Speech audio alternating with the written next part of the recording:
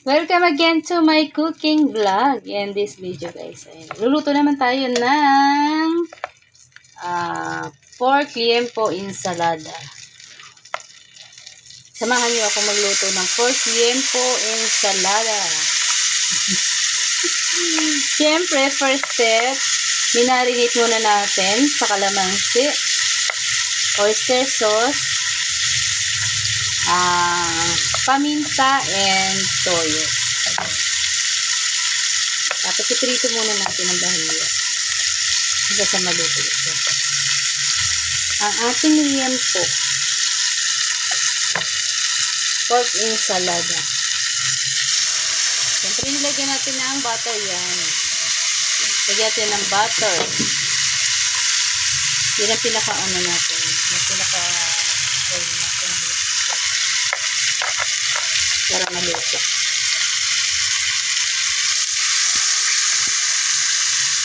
Our menu for tonight is liempo ensalada. Simple-simple lang guys ang aking pagluluto. Palibhasa kami lang naman ang anak ko ang kakain. Hindi ko na masyadong pinapakabongga ng hot ko. Para maiba naman, kasi puro naman liempo na inihaw. Yung kinakain natin. Sige naman natin ang konting twist. Gawin naman natin ensalada ngayon. Puro na lang adobo, sinigang na baboy. Ganyan. Ngayon na lang, lagyan natin ang twist.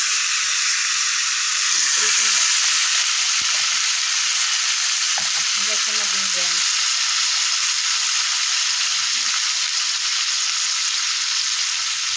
Balikan natin naman.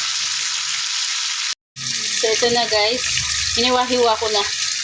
Hiniwa-hiwa ko na habang ako'y nagpiprito pa ng iba. Ayan. Para siyang inihaw. Para tayo nag-ihaw sa kawali. Na walang uling. Parang inihaw talaga siya, oh. Ayan. Ayan, diba? Sarap ng lasa. Huwag nyo lang kainin yung taba. Sumasama yun sa ating katawan.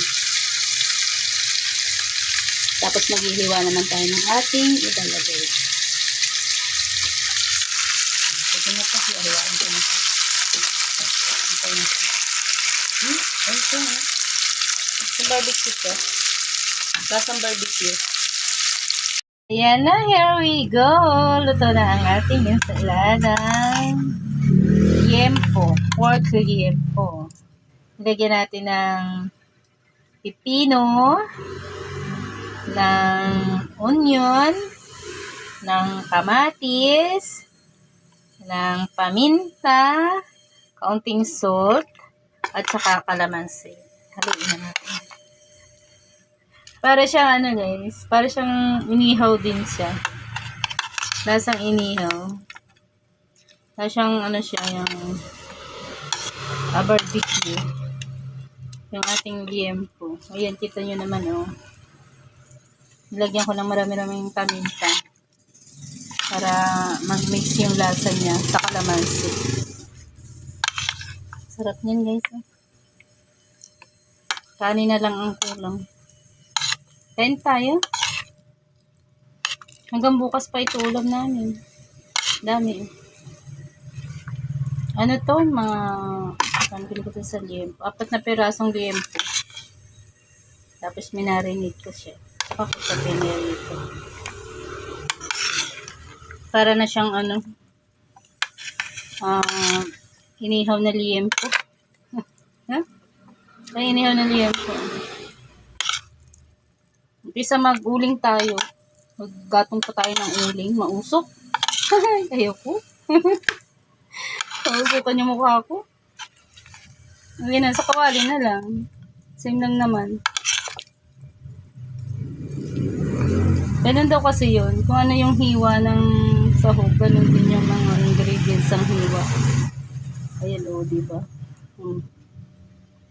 Para hindi siya magkamali. Hindi nagkamali. Ganun din. Ganun din yung niya, yung ingredients niya. Ganun. Tikman nga natin.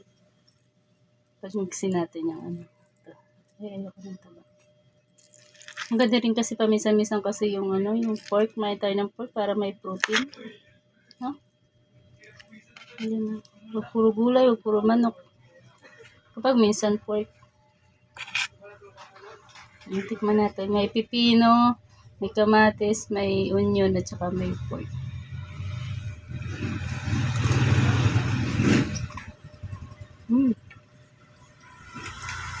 Sarap.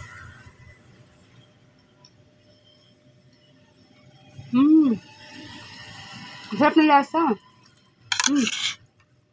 Sarap ng lasa niya.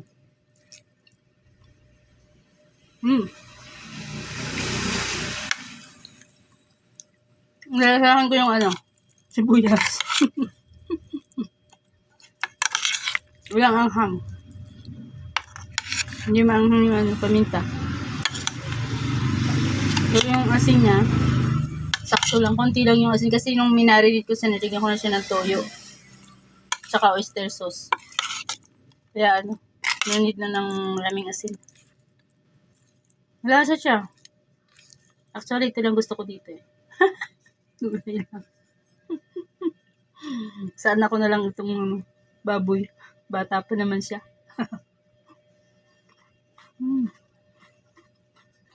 Sarap.